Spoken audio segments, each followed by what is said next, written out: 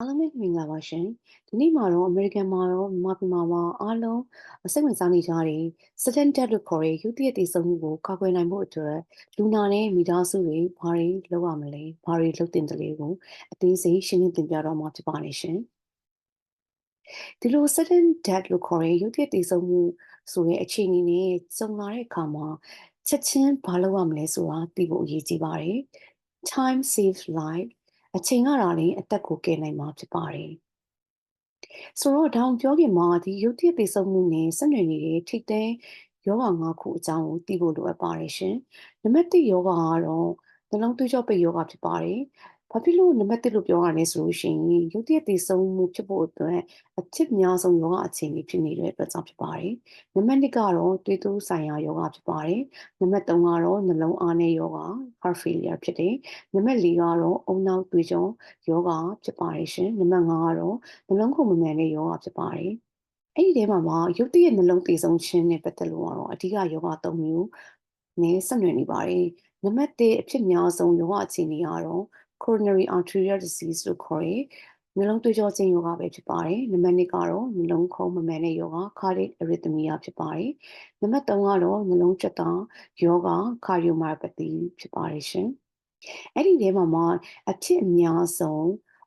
ယောဂကတော့ acute myocardial infarction လို့ခေါ်တဲ့ရုတ်တရက်နှလုံးသွေးကြောပိတ်ခြင်းကြောင့်ရုတ်တရက်သေဆုံးမှုဖြစ်နိုင်ပါတယ်။ရုတ်တရက်နှလုံးသေဆုံးမှုတွေဖြစ်နိုင်ပါတယ်ရှင်။အဲ့ဒါကိုအင်္ဂလိပ်လို acute myocardial infarction လို့ခေါ်တဲ့အတူကောက် AMI လို့ခေါ်ပါတယ်ရှင်။ဒီလိုနှလုံးသွေးကြောပိတ်ခြင်းမှာအမျိုးအစား၅မျိုးရှိပါတယ်။အသိအများဆုံးနဲ့ popular ဖြစ်ဆုံး type တွေကတော့ type 1နဲ့ type 2ပဲဖြစ်ပါတယ်။ type 1ကတော့အဆီပြားပေါက်ကွဲတဲ့ plaque rupture ကြောင့်ဖြစ်တဲ့ type ပါ။ type 2ကကြတော့သူကဒီလိုသွေးကြောကလုံးဝပိတ်သွားတာမဟုတ်ဘဲနဲ့သွေးကပို့တာမလုံလောက်ဘဲနဲ့အောက်ဆီဂျင်မလုံလောက်လို့ဖြစ်လာတဲ့အခြေအနေပါ။ဆိုလိုချင်တာက demand အရမ်းများတယ်။နှလုံးကြွက်တာတအားလုံးလုပ်တဲ့အခါမှာသွေးစီးဆင်းမှုနဲ့သွေးအောက်ဆီဂျင်တွေအများကြီးလိုအပ်တဲ့အချိန်မှာနှလုံးသွေးကြောကျဉ်နေတဲ့အတွက်ကြောင့်မို့လို့အောက်ဆီဂျင်တွေသွေးစီးဆင်းမှုတွေအလုံလောက်မရတဲ့အခြေအနေပါ။အဲ့ type 1နဲ့ type 2ကတော့လူအများဆုံးသိကြပါတယ်တိုက်တွေပဲဖြစ်ပါတယ်။တခြားတိုက်တွေထဲမှာနောက်သတိပြုရမယ့် type တစ်ခုကတော့အကယ်၍နှလုံးသွေးကြောကျဉ်လို့ stent တွေ PCI တွေလုပ်ထားတဲ့လူနဲ့ဆက်နွယ်နေပါတယ်ပေါ့နော်။အဲ့ဒီလိုလုပ်ထားတဲ့လူဟာအကြောင်းကြောင့်တွေးခဲတာပဲဖြစ်ဖြစ်နှလုံးအဲ့ဒီသွေးကြောကပြန်ကျဉ်ပြီးတော့ပိတ်သွားတာပဲဖြစ်ဖြစ်အဲ့လိုအခြေအနေကြောင့်မလို့နှလုံးသွေးကြောပိတ်တဲ့ရောဂါ AMI ဖြစ်သွားတာကို type 4လို့ခေါ်ပါတယ်။နောက် cardiac bypass surgery လုပ်ထားတဲ့လူနာဒီလိုနှလုံးသွေးကြောပိတ်တဲ့အတွက်ကြောင့်မလို့ရင်ခွဲပြီးတော့နှလုံးကိုsurgery လုပ်ထားတဲ့လူနာပေါ့နော်နှလုံးသွေးကြောပိတ်တဲ့ surgery လုပ်ထားတဲ့လူနာ CABG လို့ခေါ်ပါတယ် bypass surgery လုပ်ထားတဲ့လူနာကလည်းပဲMI လို့ခေါ်တဲ့နှလုံးသွေးကြောပိတ်ခြင်းဖြစ်တတ်ပါတယ်ဖြစ်နိုင်ပါတယ်အချိန်ကြာလာတဲ့အခါမှာဒါကိုကျတော့ type 5လို့ခေါ်ပါတယ်ဆိုတော့ဒီလိုအခြေအနေ၅မျိုးရှိပါတယ်ပေါ့နော်နှလုံးသွေးကြောပိတ်ခြင်းမှာအခြေအနေ၅မျိုးရှိပါတယ်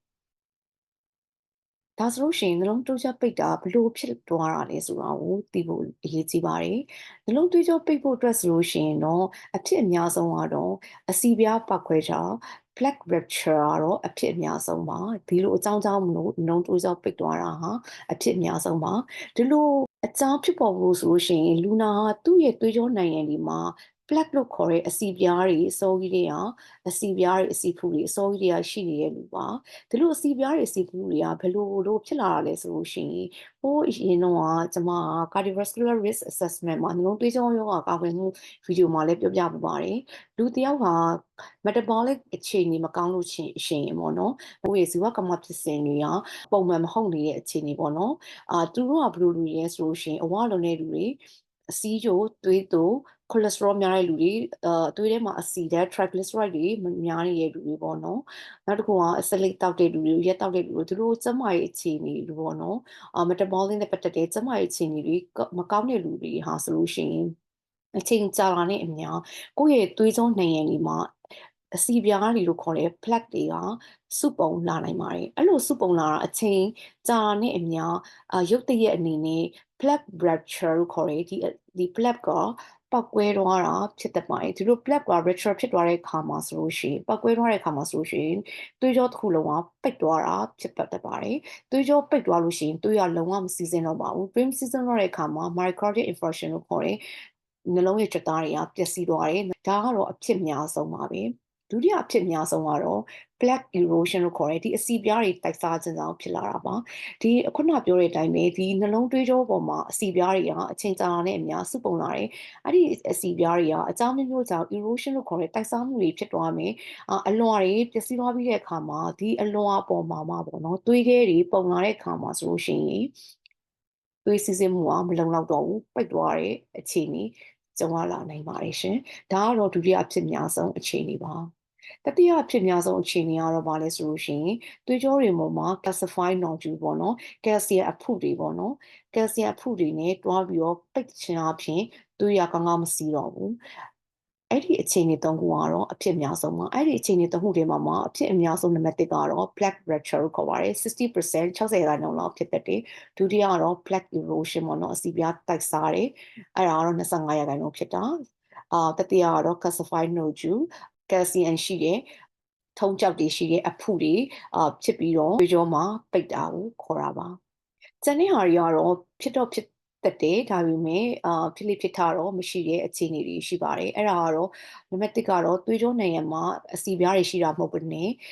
အဆီပြားတွေကနေဖြစ်တာမဟုတ်ဘူးနဲ့သွေးကြောရုပ်တရက်ကျုံသွားတာ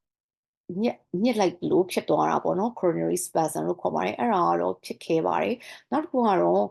spontaneous coronary artery dissection လို့ခေါ်တဲ့သွေးကြောနံရံရုပ်တရက်ကွဲတာပေါ့နော်အဲ့ဒါလည်းဖြစ်ခဲ့ပါတယ်ဒါပေမဲ့ဖြစ်တတ်တယ်ဖြစ်လို့ရှိရင်လည်းပဲဒီလို AMI နဲ့လာပါတယ်ပေါ့နော်နှလုံးသွေးကြောရုပ်တရက်ပိတ်တဲ့ပုံစံနဲ့လာပါတယ်နောက်ဆုံးကတော့တခြားနေရာကနေတွေးခဲတွေလာပြီးတော့ပိတ်တဲ့ဟာပေါ့နော်အဲ့ဒါ coronary embolism လို့ခေါ်တယ်တခြားနေရာမှာရှိတဲ့တွေးခဲရနေပြီးတော့သူကပြုတ်ထွက်ပြီးတော့လွင့်ထွက်ပြီးတော့ဒီနှလုံးသွေးကြောမှာလာပြီးပိတ်တာကိုခေါ်တာပါအဲ့ဒါလည်းဖြစ်ခဲ့ပါတယ်ပေါ့နော်ဒီနောက်ဆုံး၃ချက်ကတော့ဖြစ်ခဲ့တဲ့ဟာပါဒါဆိုလို့ရှိရင်ဒီလိုရုတ်တရက်နှလုံးသွေးကြောပိတ်တဲ့ EMI ရဲ့လက္ခဏာတွေကဘာလဲဆိုလို့ရှိရင်ရိုးရှင်းအောင်ပြောရမယ်ဆိုလို့ရှိရင်တော့နံပါတ်1ကတော့ရင်ဘတ်အောင်တာပေါ့နော်ရင်ဘတ်အောင်တာနံပါတ်1အဖြစ်အများဆုံးလက္ခဏာတစ်ခုတည်းမှာပါပါတယ်ရင်ဘက်ကဘလို့အောင့်တာလဲဆိုလို့ရှိရင် तू ကဘယ်ဘက်ရင်အုံမှာ तू ကအောင့်တာဖိထားလို့ဖြစ်တာတင်းဆက်လို့ဖြစ်တာအဲ့လိုအနေနဲ့လာတယ်ဖိထားရဲဆိုတဲ့နေရာမှာဆိုလို့ရှိရင်အရင်လေးတဲ့အရာတစ်ခုကဖိထားတဲ့ပုံစံစင်တကောင်လုံးတက်ပြီးတော့နင်းထားတဲ့ပုံစံနေနဲ့ခံစားတတ်ပါတယ်ပေါ့နော်ဒီလိုရင်ဘတ်အောင့်နေဆိုတဲ့အခြေအနေမှာကိုကဘယ်လိုအခြေအနေမှာအောင့်နေဆိုလို့ရှိရင်ကိုလက်လှူရှားနေတဲ့အချိန်တွေမှာအလုတ်လုတ်နေတဲ့အချိန်မှာစိတ်ပီစီမှုများနေတဲ့အချိန်မှာအောင့်တာပါအနားယူနေတဲ့အချိန်မှာအောင့်တာရှားပါတယ်ဒီလိုအောင့်နေတဲ့အချိန်တွေမှာဆိုလို့ရှိရင်ဒီရင်ဘတ်တနေရာထဲမှာအောင့်တာမဟုတ်ဘဲနေပေါ့နော်ဒီဘယ်ဘက်ပခုံးကိုရောက်သွားတာမေးရိုးပေါ်ရောက်သွားတာဒါမှမဟုတ်ရှင်ကြောကိုရောက်သွားတာလက်မောင်းအောက်ကိုရောက်သွားတာတွေဖြစ်တတ်ပါတယ်ပေါ့နော်ဒါကလေရင်ဘတ်အောင့်တာတနေရာထဲမှာအောင့်တာမဟုတ်ဘဲပြန့်သွားတာတွေဖြစ်တတ်ပါတယ်ဒီလိုအောင့်တဲ့ကြာခြင်းကလည်းပုံမှန်ထက်ပိုကြာနိုင်ပါတယ်နားလို့ရှင်လည်းပဲမပြောက်ဘူးဖြစ်တတ်ပါတယ်အဲ့လိုဆိုလို့ရှိရင်တော့ AMI ဖြစ်ဖို့ chance များတယ်ပေါ့နော်ဒုတိယအများဆုံးလက္ခဏာကတော့အသက်ရှူမဝတဲ့လက္ခဏာပါအသက်ရှူဝရလို့မခံစားရတဲ့လက္ခဏာဖြစ်တတ်ပါတယ်ဒီလက္ခဏာနှစ်ခုကတော့အဖြစ်အများဆုံးလက္ခဏာပါတခြားလက္ခဏာတွေကတော့ဖြစ်တတ်ပါတယ်ဖြစ်လို့ရှိရင်လည်းပဲကိုက AMI ဖြစ်နေမလားဆိုပြီးတော့ဆရာဝန်နဲ့တွားပြတဲ့အခြေအနေပါအဲ့ဒါကဘာလဲဆိုလို့ရှိရင်တော့အကျိုးအကြောင်းမရှိဘူးနဲ့ချွေးစည်းတွေထွက်တာပေါ့နော်ချွေးစည်းတွေထွက်တာပြိုတာအန်နာအစာရောဂါလက္ခဏာအစာအခမ်းမရှိဘဲနဲ့ပြိုတာအန်နာတွေမူးဝေတာတွ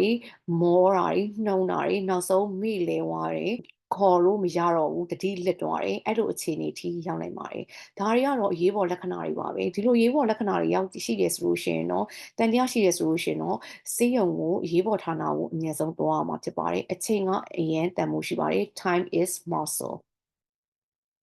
ဘာဖြစ်လို့လဲဆိုတော့ဒီလိုနှလုံးရုတ်တရက်နှလုံးတွေးကြောပိတ်နေရဲ့အချိန်ကကြာလေနှလုံးချက်သားတွေပျက်စီးမှုတွေများလေဖြစ်တဲ့အတွက်ကြောင့်ဖြစ်ပါတယ်အဲ့ဒါကြောင့်မလို့ရင်ဘတ်အောင့်တယ်လို့ဖြစ်လာတယ်ဆိုလို့ရှိရင်အချိန်မဆွဲဘဲနဲ့အရေးပေါ်ကုသမှုချက်ချင်းရယူရပါမယ် time is muscle အရင်ရည်ကြည့်ပါတယ်ဒီ muscle လေးချက်သားတွေကိုကယ်ဖို့အတွက်အချိန်လိုပါတယ်အချိန်တူတူတွင်းမှာအမြဲဆုံးကယ်နိုင်မှလာလေ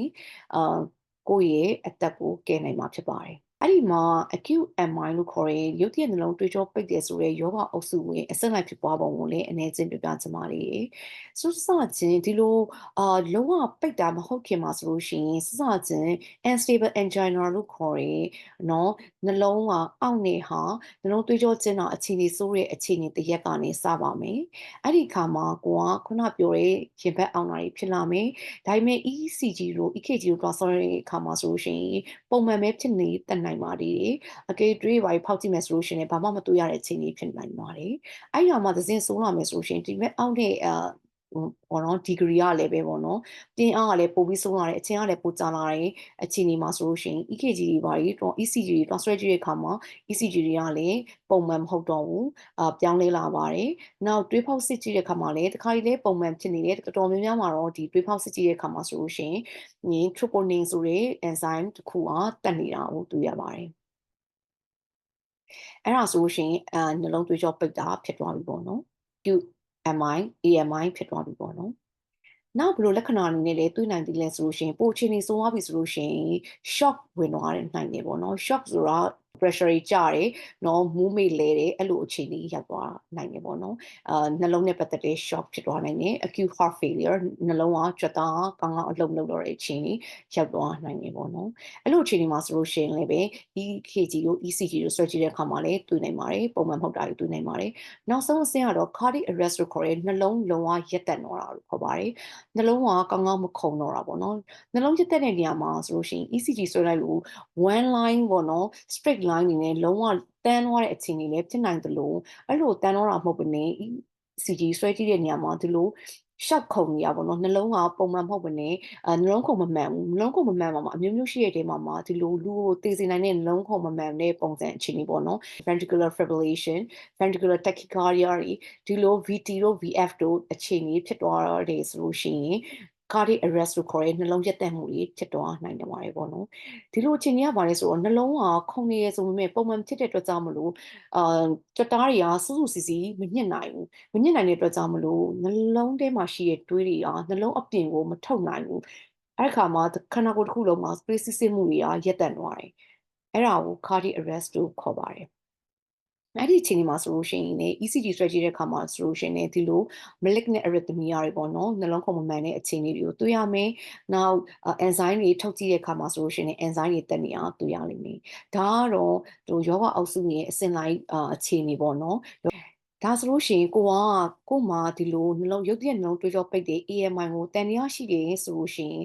တနည်းအားဖြင့် acute coronary syndrome လို့လည်းခေါ်တယ်အဲ့ဒါကိုတန်တရားရှိတယ်ဆိုလို့ရှိရင်အရေးပေါ်ဆေးရုံကိုချက်ချင်းသွားတင်တယ်ပြီးလို့ရှိရင်10မိနစ်အတွင်း ECG ကိုရအောင်ဆွဲတင်ပါတယ်ရှင်အဲ့ဒါအင်တန်မှအရေးကြီးပါတယ်ဒါဆိုလို့ရှိရင်ဒီလိုလက္ခဏာတွေကြုံလာပြီဆိုလို့ရှိရင်နောက်တစ်စင်ဘာဆက်လုပ်တင်တယ်လဲပေါ့နော်လူနာကပဲဖြစ်ဖြစ်မိသားစုကပဲဖြစ်ဖြစ်နောက်တစ်စင်ဘာဆက်လုပ်တင်တယ်လဲကိုဒီလိုရုတ်တရက်နှလုံးသွေးကြောပိတ်တဲ့ရောဂါဖြစ်နေပြီလို့ထင်လို့ရှိရင်ချက်ချင်း911ခေါ်ပါပေါ့နော်ambulance ခေါ်ပါအရေးပေါ်ကားခေါ်ပါ911ဆိုတာလည်းအမေရိကန်မှာ911မှာတခြားနိုင်ငံမှာဆိုရှင်သူ့နံပါတ်နဲ့သူရှိပါလိမ့်မယ်ဖုန်းနံပါတ်ကိုကြိုတင်ပြီးတော့ရှာထားပြီးတော့ကိုယ့်ရဲ့ဖုန်းမှာ save လုပ်ထားပါပေါ့နော်အချိန်မဆွဲပါနဲ့ကိုယ်တိုင်းကားမမောင်းပါနဲ့ကိုကဖုန်းဆက်ပြီးမခေါ်နိုင်လို့ရှိရင်ကိုယ့်ရဲ့ဘေးနားမှာရှိတဲ့လူတစ်ယောက်ပဲဖြစ်ဖြစ်အိမ်သားကိုပဲဖြစ်ဖြစ်ခေါ်ခိုင်းပါ ambulance ကိုခေါ်ခိုင်းပါပြီးလို့ရှိရင်ကိုကလှုပ်ရှားနေရဆိုလို့ရှိရင်လှုပ်ရှားရင်းနဲ့ဖြစ်တယ်ဆိုလို့ရှိရင်လှုပ်ရှားမှုလုံးဝရပ်လိုက်ပြီးအနားယူပါထိုင်ကုန်မှာပဲဖြစ်ဖြစ်ကလပ်ထိုင်မှာပဲဖြစ်ဖြစ်ကတင်မှာပဲဖြစ်ဖြစ်လုံခြုံတဲ့နေရာမှာလဲယူခြင်းအပြင်အနားယူလိုက်ပါပြီးလို့ရှိရင်အဲ့ဒီ911ကနေပြီးတော့ညွှန်ကြားတဲ့အတိုင်းလိုက်နာပါပေါ့နော်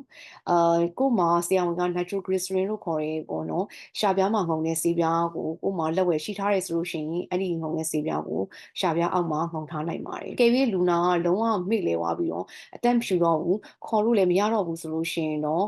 သူ့ကိုစပြီးတော့အသက်ကယ်ရတော့မယ်ဘေးနားကလူတွေကစပြီးအသက်ကယ်ရတော့မယ် CPR ဆိုတဲ့ဟာစလုပ်ရတော့မယ်အဲ့ဒါကိုကျမတို့လည်းအသေးစိတ်ရှင်းပြပါမယ်ဒါကို basic life support လို့ခေါ်တယ် BLS လို့ခေါ်ပါတယ်အခြေခံ အသက်ကယ်နည်းလို့ခေါ်ပါတယ်ဒီအခြေခံအသက်ကယ်နည်းကိုကြားလို့ရှင်တော့ဘေးနားကလူမိသားစုဝင်တွေတူပဲဖြစ်ဖြစ်ဘေးနားမှာတည်တဲ့လူကလုပ်ပေးရမှာဖြစ်ပါတယ်အဲ့ဒါကိုကျွန်မ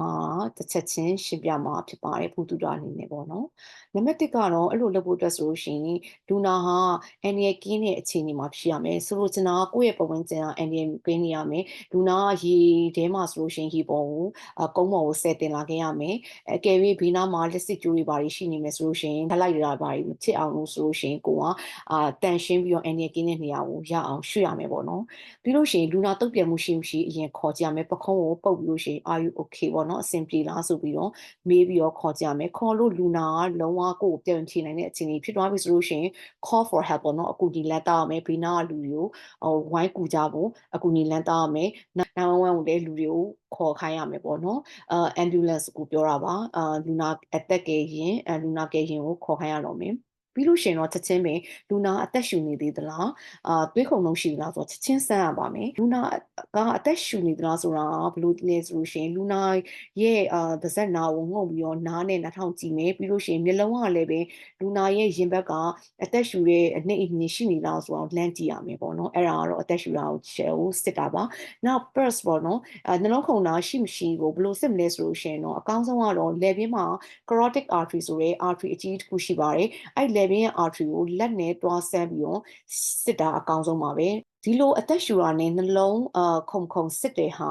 10စက္ကန့်ထက်ကျော်လို့မရပါဘူး10စက္ကန့်အတွင်းမှာကိုကနှလုံးခုန်နေလားမခုန်နေလားဆိုတော့အပြီးတိုင်းဆုံးဖြတ်ရမှာပဲမတေချဘူးဆိုလို့ရှိရင်လည်းမခုန်ဘူးလို့တာသတ်မှတ်ပြီးတော့ချက်ချင်းပဲ CPR ဆိုတဲ့ chest compression ပေါ့နော်ရင်ဘတ်ကိုဖိတဲ့ဇနံကိုစရပါတော့မယ်နောက်တစ်ခုက AED ဆိုတဲ့ defibrillator ပေါ့နော်ဒီဆက်တစ်ခုကိုလည်းပဲရှိလားဆိုတာကိုလည်းကြည့်ရမယ်မရှိဘူးဆိုလို့ရှိရင်ရှိနိုင်လားဆိုပြီးတော့ဘေးနားကလူတွေကိုအကူအညီတောင်းပြီးတော့ရှိနိုင်တဲ့နေရာနဲ့တွားယူခိုင်းရပါမယ် AED အကြောင်းလည်းကျွန်မနောက် slide ဒီမှာသေစိတ်ထပ်ရှင်းပြအောင်မှာဖြစ်ပါတယ်ကဲ AED ရှိဒီပဲဖြစ်ဖြစ်ကိုယ့်လက်ထဲကိုမရောက်လာသေးဘူးပဲဖြစ်ဖြစ်ကိုကချက်ချင်းလောက်ရမှာပါလဲဆိုတော့နှလုံးခုန်မှုမရှိဘူးဆိုတာနဲ့ချက်ချင်းပဲ CPR လို့ခေါ်တယ်เนาะရင်ဘတ်ကိုဖိပြီးတော့နှလုံးနဲ့အသက်ရှူတာကိုကယ်တင်တဲ့လုပ်ငန်းဆောင်တာကိုချက်ချင်းစရမှာဖြစ်ပါတယ်ဒါအင်တန်မှအရေးကြီးပါတယ်ဒါကိုဘယ်လောက်ထိလုပ်ရမလဲဆိုလို့ရှိရင်เนาะ ambulance လို့ခေါ်တဲ့ဒီလူနာကယ်ရင်လာတဲ့အချိန်အထိစေဝန်ထမ်းတွေလာတဲ့အချိန်အထိထောက်လျှောက်လုပ်ပေးရမှာဖြစ်ပါတယ်ဒီ CPR မှသာလျှင်လူနာရဲ့အသက်ကိုကယ်နိုင်တာဖြစ်ပါတယ်ရှင်Mechanic နဲ့ chest compression ပေါ့နော် Mechanic နဲ့ရင်ဘတ်ဖိနှိပ်ခြင်းကိုဘယ်လိုလုပ်မလဲဆိုတာကိုကျွန်မအခုအသေးစိတ်ရှင်းပြပါမယ်ပထမဆုံးအနေနဲ့လူနာရဲ့ရင်ဘတ်ပေါ့နော်အောက်ပိုင်းပေါ်ကိုလက်တင်ရပါမယ်လက်မှာဆိုလို့ရှိရင်လက်နှစ်ဖက်တင်ရမယ်လက်ဖနှောက်နှစ်ခုကိုထပ်ရမယ်ပြီးလို့ရှိရင်လက်ချောင်းတွေကိုချိတ်ပြီးတော့တင်ရမယ်ဒီပုံစံအတိ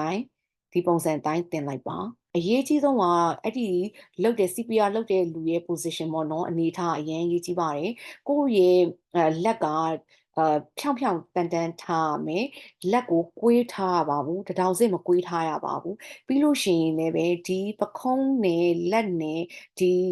ီအောက်မှာရှိတယ်ပေါ့နော်လက်ဖွားတွေလက်ဖမိုးတွေကတဲ့မမတ်ဖြစ်ရမယ်90 degree ဖြစ်ရမယ်90 degree ဖြစ်ရမယ်ထောက်မှန်ဖြစ်နေရမယ်ပေါ့နော်ကိုကြီးလှုပ်ထားလို့မရပါဘူးအဲ့ဒါကိုယ့်ရဲ့လှုပ်မဲ့လူရဲ့ position ကနံပါတ်1မှန်ကန်ရပါမယ်လူနာရဲ့အောက်မှာလည်းမာတဲ့ဟာရှိရမယ်အောက်မှာပြင်ပြားမရှိရင်ပြင်ပြားခံပါပျော့ကြီးဟိုမှာမိုးရွာတို့ဘာတို့ပေါ်မှာလှုပ်လို့မရပါဘူးလူနာရဲ့အောက်မှာမာတဲ့အရာတစ်ခုကိုခံရမယ်အောက်မှာမြေကြီးဆိုလို့ရှိရင်တော့လည်းရပါတယ်ဘာမှခံစရာမလိုပါဘူးပေါ့နော်ပြီးလို့ရှိရင်တော့ကိုကဖိတော့မယ်ပေါ့နော်ဖိတဲ့အခါမှာဘယ်လောက်ထိဖိမှအကျိုးရှိမလဲဆိုလို့ရှိရင်အနည်းဆုံး9စင်တီမီတာအထိဖိရမယ်6စင်တီမီတာအထက်လည်းမပိုပါဘူးပေါ့နော်အဲ့လောက်ထိဖိရမယ်ဖိပြီးလို့ရှိရင်ပြန်ပြီးတော့လွတ်ရမယ်နော်လွတ်တဲ့အခါမှာဆိုလို့ရှိရင်လည်းပဲလုံးဝပြန်ပြီးတော့ rebound ဖြစ်တဲ့အထိလုံးဝပြန်ကန်တဲ့အထိလွတ်ရမယ်လွတ်တယ်ဆိုတဲ့အခါမှာဆိုလို့ရှိရင်နော်ကိုယ့်ရဲ့လက်ကလူနာရဲ့ဘက်ပေါ်မှာပဲတင်ထားလို့ရတယ်ဒါပေမဲ့လုံးဝဖိတဲ့အနေထားမဟုတ်တဲ့အနေကိုပြန်လွတ်ရမယ်ဆိုလို့ရှိရင်တော့ဖိလိုက်မယ်ပြန်ပြီးလွတ်လိုက်ရမယ်ဖိမယ်လွတ်မယ်ဖိမယ်လွတ်မယ်အဲ့လိုလုပ်ရမယ်အဲ့လိုဘယ်လိုလုပ်ရမလဲဆိုရှင်နှုံးအနေနဲ့ဆိုရင်တစ်မိနစ်မှာ100နဲ့120အချိန်ရောက်အောင်ဖိလိုက်လွတ်လိုက်ဖိလိုက်လွတ်လိုက်လုပ်ရမယ်လွတ်တဲ့အခါမှာလည်းအပြည့်အဝပြန်လွတ်ပေးရမယ်ပေါ့နော် အဲ့လိုလုပ်တဲ့ဟာကိုတောက်လျှောက်မရက်မနာလုပ်ပေးရမယ်အကယ်၍လူနာအသက်မရှူတော့ဘူးဆိုလို့ရှိရင်လည်းပဲကိုကလူနာကိုလေမှုတ်ပေးမယ်ဆိုလို့ရှိရင်လည်းလေနှစ်ချက်မှုတ်ပေးလို့ရတယ်ဒါဆိုလို့ရှိရင်ဘလို့အချိန်စနဲ့လုပ်နေဆိုလို့ရှိရင်ရင်ဘတ်ကိုဖိတာအချက်30ဖိမယ်လေနှစ်ချက်မှုတ်မယ်ပြီးတော့မဟုတ်လို့ရှိရင်2မိနစ်ပြည့်အောင်လုပ်ပေးရမယ်အဲ့လိုလုပ်ပေးပြီးလို့ရှိရင်တော့မှလူနာကတော့နှလုံးပြတ်ခုန်ပြီလားဆိုတော့ပြန်ဆန်းစစ်ပြီးလို့ရပါတယ်ဘလို့ပြန်ဆန်းစစ်မလဲဆိုလို့ရှိရင်ခုနအတိုင်းပဲလေပြင်းမှာလက်နဲ့ပြန်ထောက်ပြီးတော့နှလုံးပြန်ခုန်ပြီလားဆိုတာစစ်ပါဒါ10စက္ကန့်ပဲဆရာမှာအချိန်ကြာကြီးရက်ထားလို့မရဘူးစစ်လို့မခုန်ဘူးဆိုတာနဲ့ချက်ချင်းပြန်ပြီးတော့ဖိနေပြရမယ်အကယ်၍ကိုကတယောက်တည်းလှုပ်လို့လက်ကမနိုင်တော့ဘူးလက်ကတအားညောင်းလာပြီးတခြားလူလက်လွဲမယ်ဆိုလို့ရှိရင်လည်းပဲလက်ပြောင်းလက်လွဲရလဲ10စက္ကန့်ပဲပါနော်10စက္ကန့်ပဲနှလုံးခုန်မှန်မှန်ဆိုတာလဲ10စက္ကန့်ပဲဆက်ရမယ်လက်ပြောင်းလက်လွဲလုပ်မယ်ဆိုလို့ရှိရင်10စက္ကန့်ပဲလုပ်ခွင့်ရှိတယ်10စက္ကန့်အောက်တာလုပ်ခွင့်ရှိတယ်ဒီထက်ပိုကြာအောင်လုပ်လို့မရပါဘူးကဲအဲ့မှာတတိပြုရမယ့်အရာကတော့ဘာလဲဆိုလို့ရှိရင်အဲ့လို CPR လုပ်တဲ့လူရဲ့ပေါ့နော်လက်နေလက်ထားမားတာပြီးလို့ရှိရင်ဖိတဲ့အခါမှာလည်းစင်တီမီတာအထိရအောင်မဖိနိုင်တာအဲ့လိုတထောင်စစ်ကကွေးနေတာဒီလိုအခြေအနေတွေဒီကမှားယွင်းတဲ့အခြေအနေတွေပေါ့နော်နောက်တစ်ခုကလည်းလက်ပြောင်းလက်လွဲပဲဖြစ်ဖြစ်လက်ကြောင်းလို့ပဲဖြစ်ဖြစ်ခဏခဏရက်တယ်ပေါ့နော်အဲ့လိုမလုပ်သင့်ပါဘူးအဲ့ဒါတွေကိုအထူးတတိပြုရပါမယ်ဖိပုံဖိညာအချက်30ဖိမယ်အသက်မရှူဘူးဆိုရှင်အသက်ရှူတဲ့လေနှစ်ချက်ပေးမယ်ပေါ့နော်အကယ်၍ပြန်ကောင်းသွားမယ်လူကိုကလှုပ်ပေးလိုက်လို့အသက်လည်းပုံမှန်ပြန်ရှူသွားမယ်နှလုံးခုန်တာလည်းပြန်ဖြစ်သွားပြီဆိုလို့ရှင်တော့ဆက်ဖိစရာမလိုတော့ပါဘူးဒါကရုတ်တရက်မှီလဲသွားပြီးတော့မူးလဲသွားပြီးတော့မှီလဲသွားပြီးတော့အသက်လည်းမရှူတော့ဘူးနှလုံးခုန်တာလည်းမရှိတော့တဲ့ချိန်မှာလောက်ရတော့မှာဖြစ်ပါတယ်အကယ်၍လူနာမေ့တာလဲသွားတာနှလုံးလည်းခုန်သေးတယ်အသက်လည်းရှူသေးတယ်ဆိုလို့ရှိရင်အဲ့ဒါလုပ်စရာမလိုပါဘူးပေါ့နော်နောက်တစ်ချက်အနေနဲ့ဆိုလို့ရှိရင်တော့ခုနပြောတဲ့ AED ပေါ့နော် AED ဆိုတာဘာလဲAED ဆိုတာ automatic external defibrillator လို့ခေါ်တဲ့အင်္ဂလိပ်လိုပေါ့နော်ဒါမှလို့ဆိုလို့ရှိရင်တော့နားလည်အောင်ရှင်းပြမယ်ဆိုလို့ရှိရင်ရုပ်တရက်နှလုံးရက်သွားတဲ့အခါမှာဆိုလို့ရှိရင်ကိုယ့်ရဲ့နှလုံးခုန်နှုန်းတွေဘယ်လိုရှိလဲဆိုတာသူကစစ်ပေးပြီးတော့နှလုံးခုန်မှုမမှန်ဘူးဆိုလို့ရှိရင်သူက shock လို့ခေါ်တဲ့လက်စစ်သူကလွတ်ပေးတဲ့ set တွေကနေဖြစ်ပါတယ် shock ရိုက်ပေးတဲ့ set တစ်ခုဖြစ်ပါတယ်အဲ့ဒါကလေနှလုံးခုန်တာarrhythmia ပေါ့နော်နှလုံးခုန်မမှန်တဲ့အခြေအနေကြောင့်မလို့ရုပ်တရက်နှလုံးရက်တဲ့နှလုံးတည်တဲ့အခြေအနေမှာမှသူက shock လုပ်ပြီးတာဖြစ်ပါတယ်အဲ့လိုမဟုတ်လို့ရှင်တော့သူက shock လုပ်ပြီးမှမဟုတ်ပါဘူးအဲ့ဆက်ကို AED လို့ခေါ်ပါတယ်ကဲပြီး ISET ရှိတယ်ဆိုလို့ရှိရင် ISET ရောက်လာပြီးကိုယ်လူနာနာကိုရောက်လာပြီးဆိုလို့ရှိရင် ISET ကိုဖွင့်ပါ ISET ကိုစင်နေတဲ့အချိန်မှာခုန CPR လုပ်တဲ့လူကရက်တန့်လို့မရပါဘူးဆိုလိုချင်တာကCPR လုပ်တဲ့လူကတသက်တရားစက်ကိုစင်တဲ့လူစက်ကိုဖွင့်တဲ့လူကတသက်တရားဖြစ်ရပါမယ်အဲ့ဒီစက်ကိုစင်နေတဲ့အချိန်မှာ CPR လုပ်တာလုံးဝရက်လို့မရဘူး CPR ကိုအဆက်မပြတ်ဆက်လုပ်ရမယ်အကယ်၍ဒီလိုကိုမှလူကတယောက်ပဲရှိတယ်ဆိုလို့ရှိရင်ဒီ AED ရှိတာတွေမရှိတာတွေဘာမှ view ဆိုင်လို့မရဘူး CPR ကိုပဲတောက်လျှောက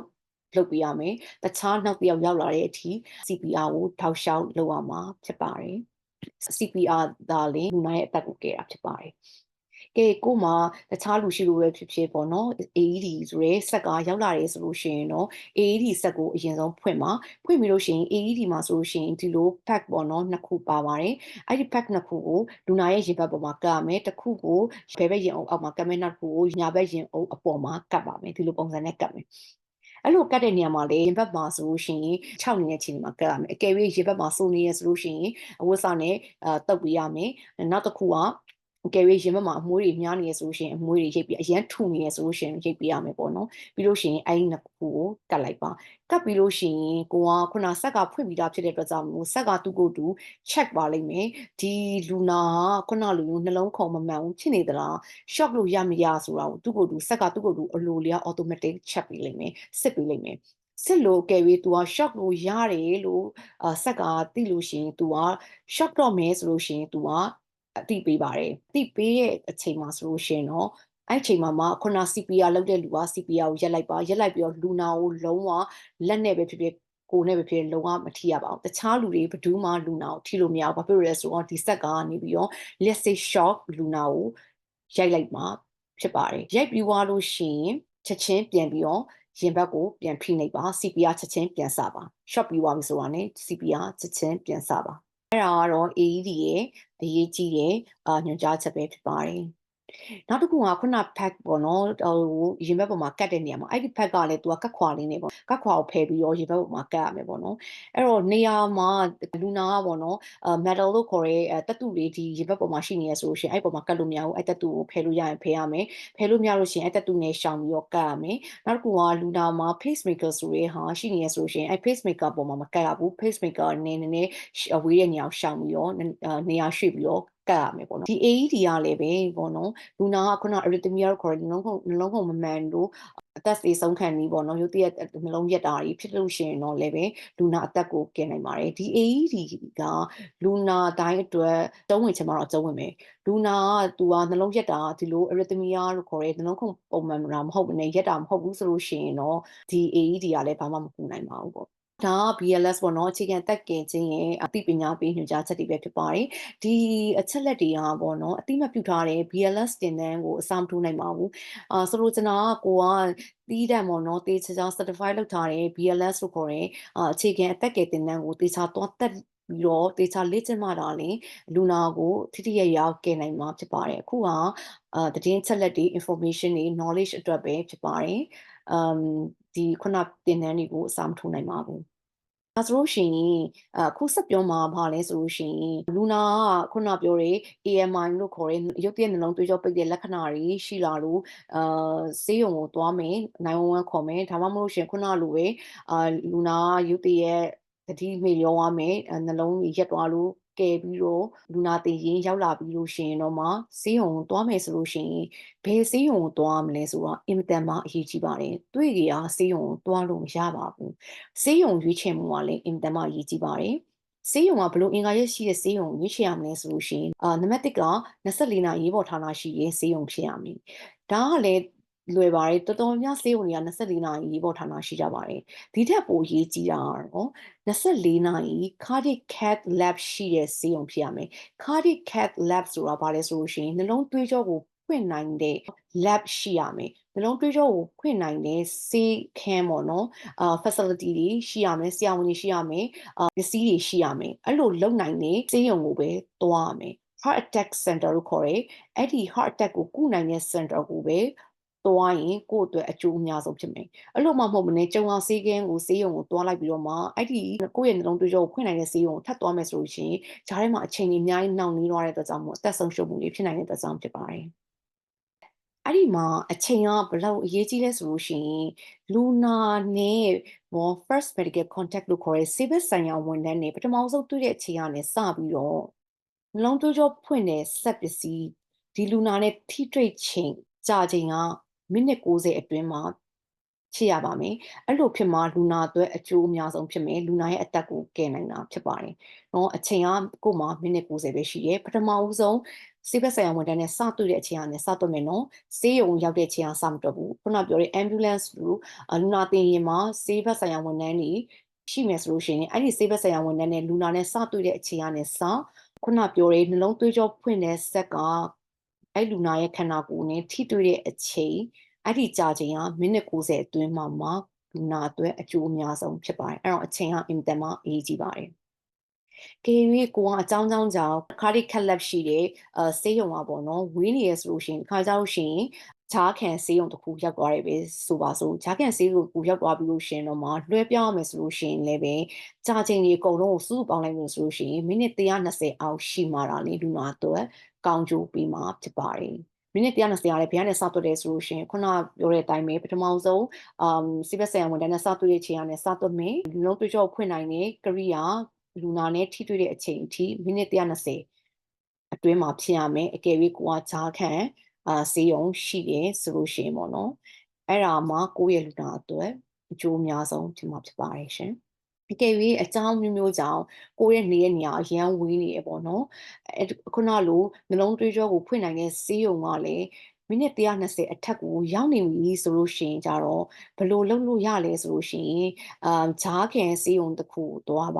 သွားပြီးလို့ရှိရင်တော့ fibrinolytic therapy လို့ခေါ်တဲ့သွေးခဲပျော်ဆေးကိုတင့်တော်တဲ့လူနာတွေမှာပေးလို့ရပါတယ်လူနာတိုင်းတော့မဟုတ်ဘူးเนาะတင့်တော်တဲ့လူနာတွေပေးလို့ရပါတယ်အဲ့ရမှာသစဉ်ခုနနှလုံးသွေးကြောကိုဖွင့်လို့ရတယ် PCI လုပ်လို့ရတယ်ဆေးရုံကိုသစဉ်လွှဲရပါမယ်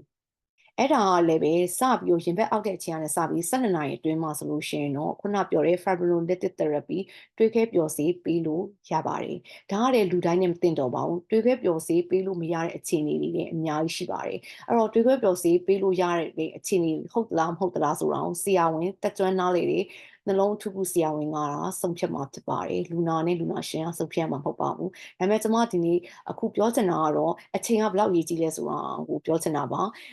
နှလုံးတွေးခဲပျော်စေးပေးလို့ရတဲ့အချိန်ကလည်း12နာရီအတွင်းပဲဖြစ်ပါတယ်။ရင်ဘတ်အောက်တဲ့အချိန်ကနေစပြီးတော့ဒီအချိန်ကျော်သွားပြီဆိုလို့ရှိရင်လည်းပေးလို့မရတော့ပြန်ပါဘူး။ဘာဖြစ်လို့အချိန်ကိုအဲ့လောက်ပြောနေရလဲဆိုလို့ရှိရင်ခုနနှလုံးသွေးကြောဖွင့်တဲ့